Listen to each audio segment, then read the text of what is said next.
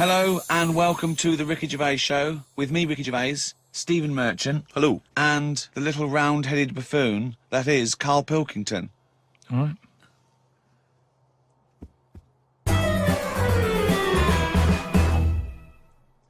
Now, you probably know me from such works as The Office and Extras, Stephen being my co-writer and co-director on those things. For those people who are not so aware of Karl Pilkington, he was our producer, sort of given to us when we first started on XFM. And you're thinking, well, why are we doing a podcast? It's because I like to be in a room with Karl Pilkington. You know, like some people go and help sort of chimps. Do they? Yeah. Well, they go to the jungles and things. And help out little sort of endangered Diane species. Fossey or whatever. Exactly. You're very much the Diane Fossey of the Manchester scene. Of the little bald mank world. And Karl Pilkington is an ongoing experiment for me, because I've seen him blossom from an idiot into an imbecile. And I want to see it through. Look at the way he's looking at us. Look at that. He's got a perfectly round head. And that's why I'm doing this podcast. Karl, what do you think about all this? It's just, I mean, we are living in that sort of era now, aren't we? That you need to be able to listen to stuff on demand when you want it and stuff. I know you're not a fan of the iPod in general, are you? Or any of the MP3 things? You're concerned? I'm warming to it, but This is what's amazing about Karl. Even though he's talking about things like MP3 players, computers, iPods, he sounds like he was found in a glacier and thawed out. Do you know what I mean? And sort of taught to speak. We're a couple of high school guys who found him, and we're trying to ingratiate him in the gang, trying to pass him off as someone from the modern day. But my thing with iPods is, now, do we need them? Do you know what I mean? We're living in that era now where we have invented most of the stuff that we need, and now we're just messing about. They said that in 1900. Someone actually said everything that's to be invented has already been invented. They said that in 1900, and how wrong were they? No, but what came out? At what point? What was invented in that year where they went, right, that's it now? The 20th century. Think what happened in the 20th century. Go on. Well, planes. Yeah, but is that a good thing?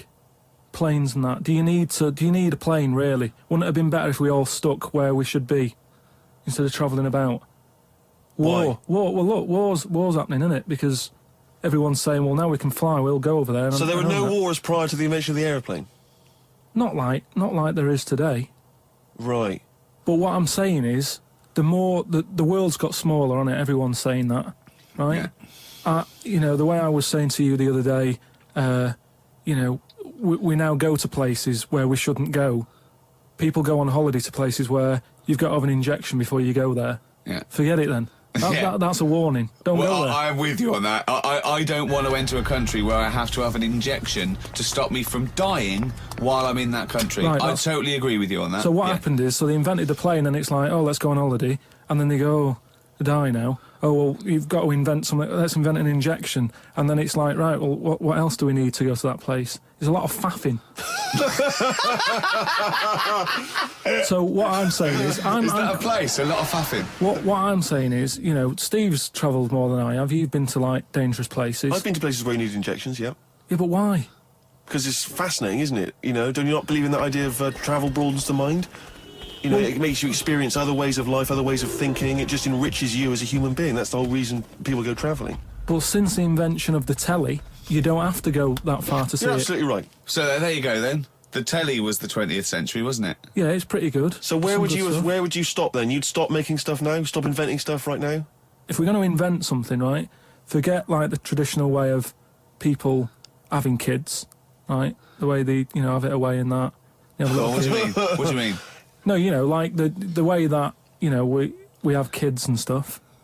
If it'd be good if what happened was to control it is if man and woman, right, they're born and that, they enjoy their life, they learn a lot, they live to be about 78, I think, by that point. So specific. Yeah, No, but by 78, I reckon you've sort of got to that point where you go, do you know what, I've done everything I'm going to do. If you haven't bungee jumped by the time you're 78, you're not going to do it. No. You know what I mean? So it's kind of like... Your hips come off. You've done it all now. Yeah.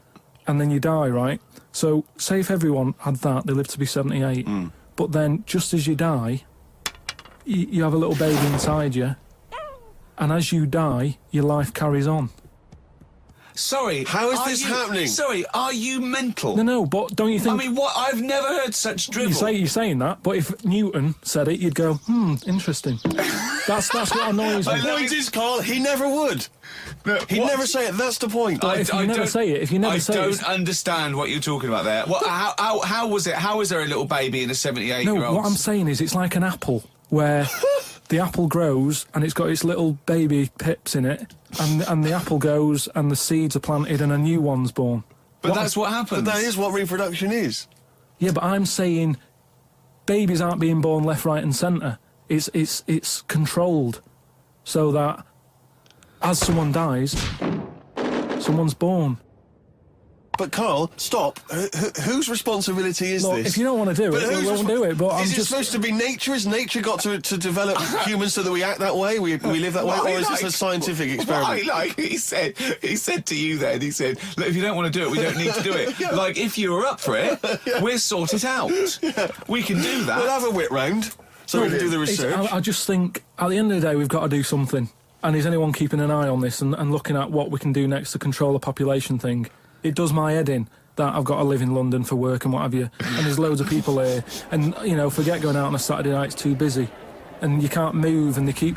I mean, what annoys me about London So is... your solution is that 78-year-old women have little babies inside them, and as they slip away into death, the little babies... And how is that baby then raised? Who looks after the baby? Because it's a pretty good system having a baby while you're young enough to look after that baby and make sure it lives to, reproductive age itself. I mean, that system's been working for years. Nature's sort of sorted it out.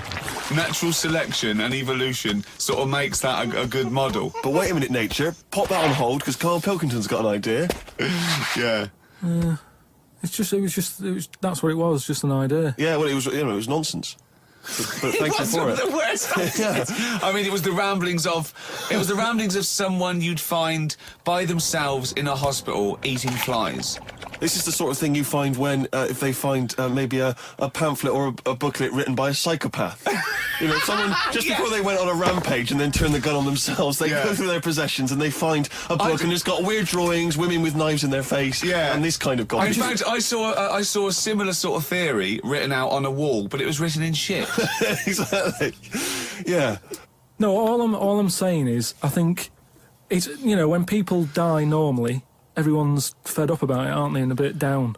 But if when you pass away, you go, oh, we're going to miss Gladys or whatever, but then there's this new life brought in, it's almost like a bad news, good but news. you're talking about it like someone could pick this idea up and run with it. Like you've given them enough information to do it. How is this possible? Where does she get the baby from?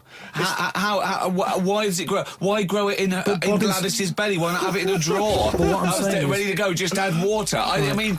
Who looks after son of Gladys? There is no theory here. It's the ramblings of a madman. What I'm saying is, though, the body's always changing, innit? From caveman to now, or whatever. In some cases. And they're always finding out more and more. Like I read the other day about how they're saying, do you know, like they say, people have 6 senses. Yeah. There's loads more than that. Right, and there's this one... I say, show me that you've got one. No, right, and there's this one that's knocking about. Go on. That, what it is, say if I'm in a pub, right, and I'm just doing a crossword or whatever. Unlikely, but go on. And there's some woman who's walked in, right, and she's staring at me. Yeah. I know she's looking at me, and I look up and I look round, she's looking at me. Right. And they're saying that's a new sense that they found out from, like, doing tests and what have you. Yeah, it's rubbish. And they're saying that's been around since like man and dinosaur was knocking about. They've stopped. No, they've explained I it. think it's safe to assume that that with your perfectly round head, people are always stopping and looking. No, but they explained that it. you just know that there's probably going to be someone there if you get right. They said it's from the time when, like, caveman was, like, wandering about, and he'd go, hang on a minute, and he'd look round, there's a dinosaur there or whatever, and he'd leg it. This is nonsense. I hate when people use the term when caveman was wandering around. Caveman and dinosaurs, they used to live together, yeah. Oh, that's the same era. Yeah. What have you been watching? Raquel Welch? What do you mean? Well, what do you mean caveman wandering, knocking around with a dinosaur? The Flintstones is only partly based on fact. Dinosaurs and man did not coexist. The dinosaurs had long gone before man arrived. Extinct. Kaput. You don't believe us? What, you don't believe because you've seen... Because you saw that film where they took pictures of lizards and magnified them and put them next to men in films so they looked like they were fighting. Yeah.